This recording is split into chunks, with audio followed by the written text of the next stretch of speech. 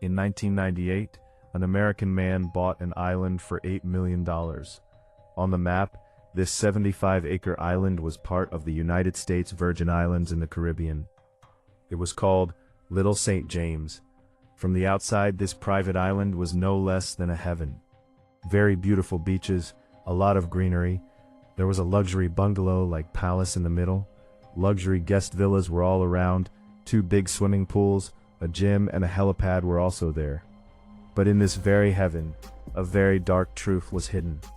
A truth that made the people living in the nearby islands call this island a pedophile island.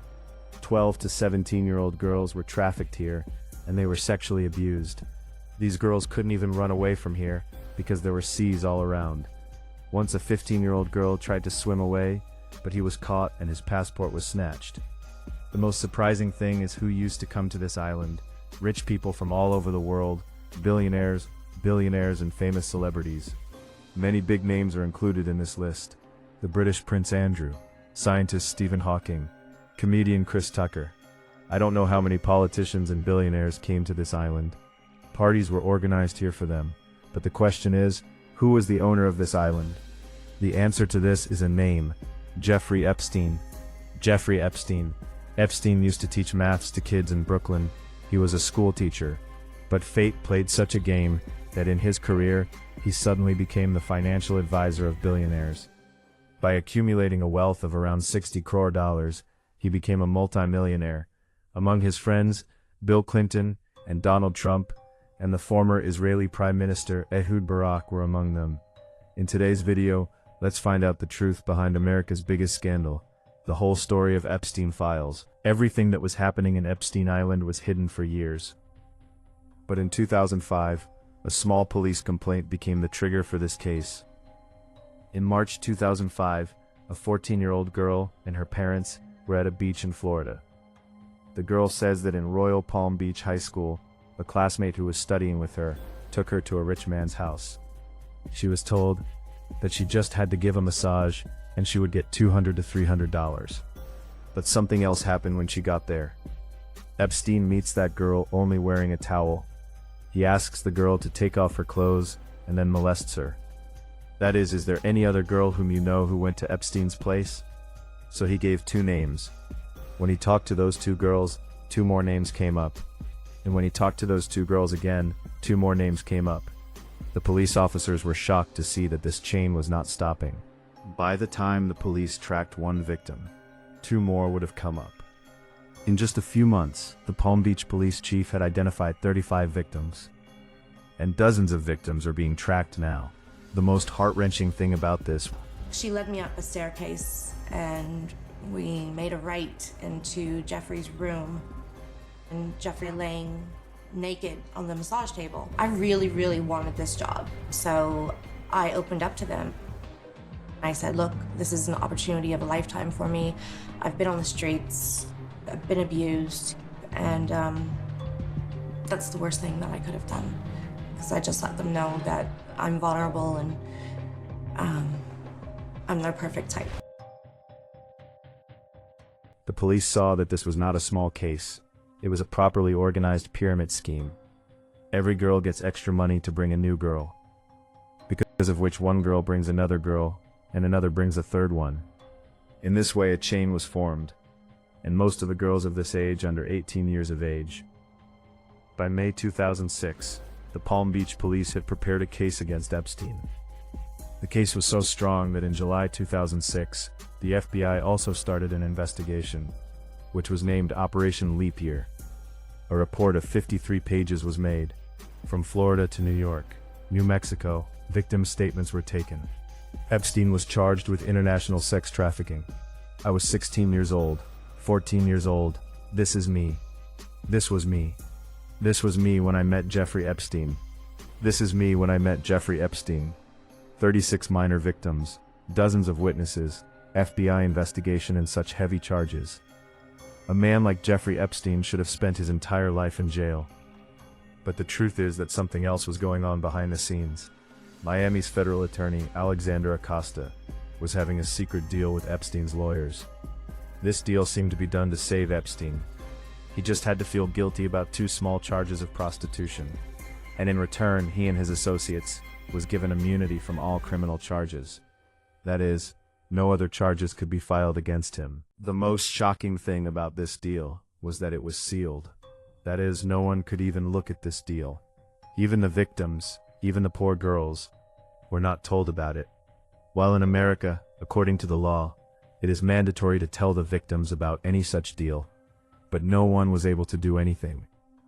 On June 30th, Epstein appears in court, and according to the deal, he considers himself guilty in 2 charges, after which he was sentenced to only 18 months. Only 18 months. During this sentence, Epstein was kept in the private wing of the Palm Beach County Jail. He was given permission to go to his luxury office for 12 hours a week, for 6 days a week.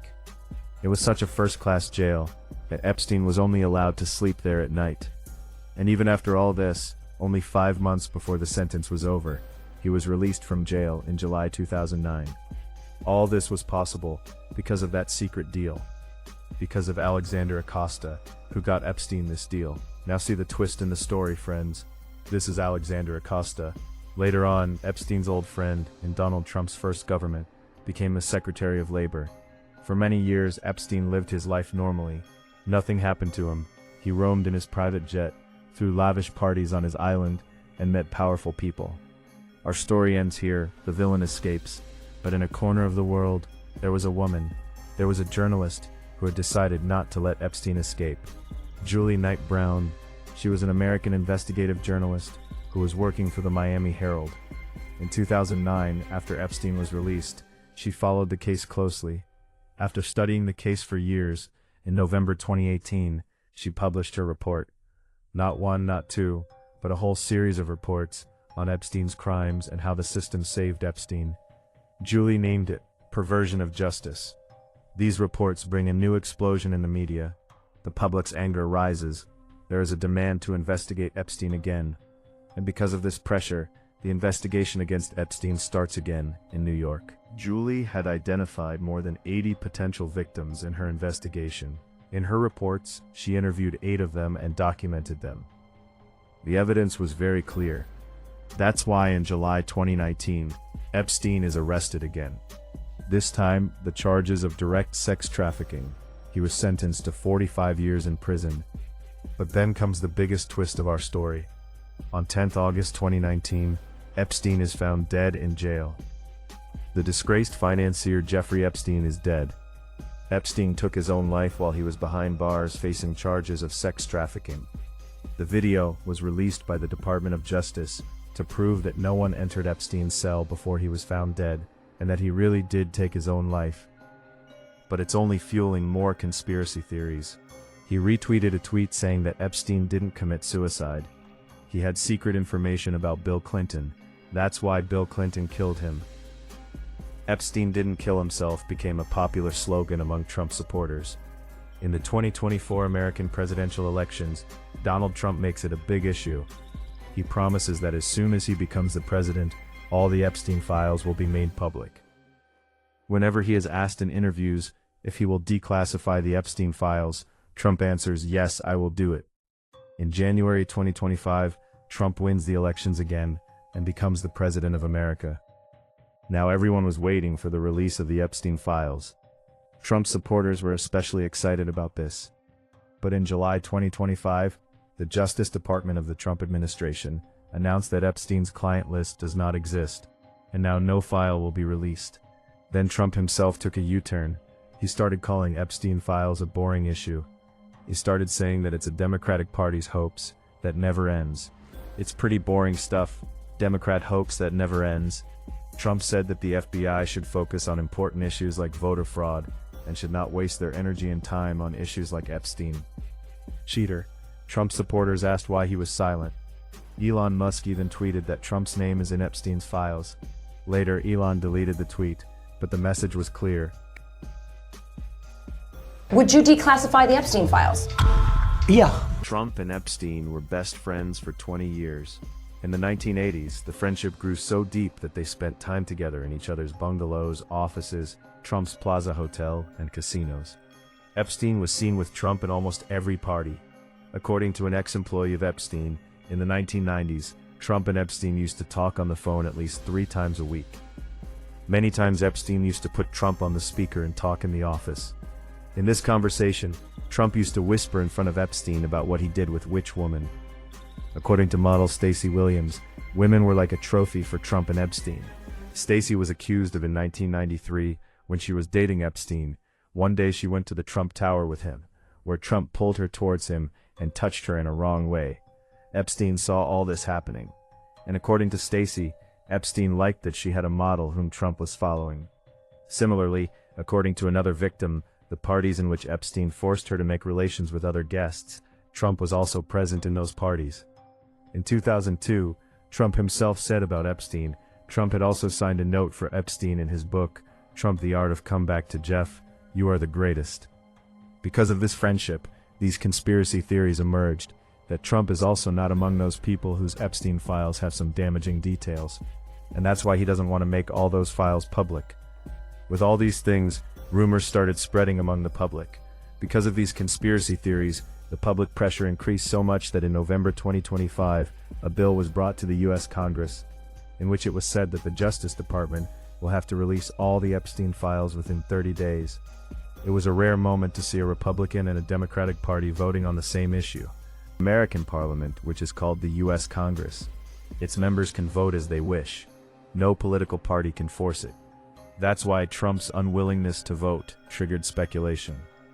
Some Trump supporters were excited that finally Bill Clinton would be exposed, and the conspiracy theories that have been going on for years would finally be proven. But when the day of 19th December came, the Justice Department released only a few thousand files, and they were heavily redacted. That is, more than half of the things were hidden in them using a black marker. It was not easy to understand what was being said in these files, but still, when people read them in detail, what came out in these files was less about Clinton and more about Donald Trump. Donald Trump's name repeatedly appeared in Epstein's files. According to one email, Trump traveled 8 times from Epstein's private plane, the same Trump who always said that he never sat in Epstein's plane. Similarly, in another email sent to a reporter, Epstein wrote, Trump knew about the girls because he asked Maxwell to stop all this.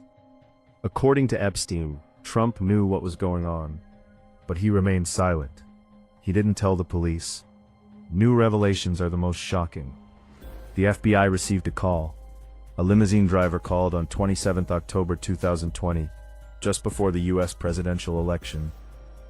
The driver told the FBI that in 1995, when he was taking Trump to the Texas airport, at that time Trump was talking on the phone about abusing a girl. According to the call record, 4 years later, in 1999, when the driver told this to a woman, she calmed down. And then she said, Trump and Epstein had raped me. This woman told the driver that a girl had taken her to a fancy hotel or building where she was raped. Apart from that, there was another document in the Epstein files, a letter on which J. Epstein was signed. The letter said, Offender Larry Nassar. It was written in it, we have one thing in common, our love for young ladies. Our president also loves young girls like us.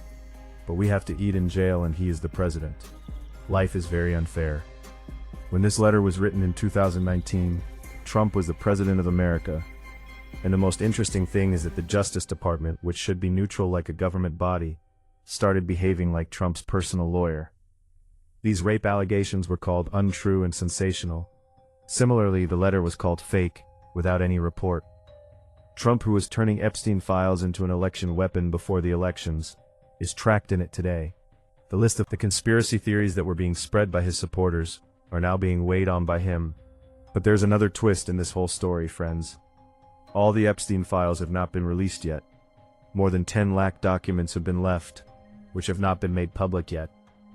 The Justice Department says that redactions are being done in these documents, which may take a few weeks. The documents that have been made public have also been redacted a lot. Black markers have been applied, names have been blackened, dates have been removed. In many pages, half of the lines have been covered with black markers. But the Justice Department has not done these redactions properly in many places. There are many such files in which these redacted words can be seen with a simple hack like Photoshop. They are not even needed in many documents. Redacted words can be copied and pasted in other documents. The most important question here is what else is hidden in these files. There were evidences against powerful people, and there was a list of people who came to his island. With time we will see how many presidents, prime ministers, billionaires, Arabs and princes are trapped in this, and how many people's names will be revealed in Epstein's black book. That's it for now, friends.